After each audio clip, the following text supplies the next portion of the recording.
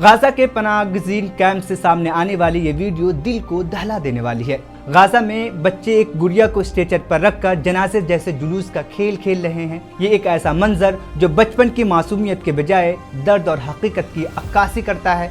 ये लम्हा इस बात की गहरी अलामत है कि बचपन किस तरह बदल चुका है। जहाँ कभी हंसी, खेल और बेफिक्री हुआ करती थी, अब वहाँ खौफ, नुकसान और जंग के असरात ने जगह ले ली है। बच्चों के खेल के असर उनके जहन और माहौल का अक्स होते हैं और यहाँ ये अक्स निहायत तल्ख है।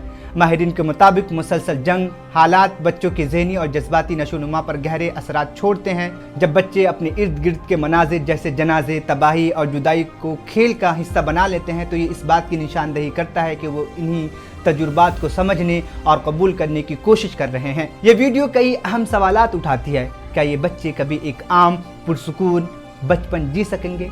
जंग उनके मुस्तकबिल और शख्सियत पर कितने गहरे नुक़ूश छोड़ेंगे?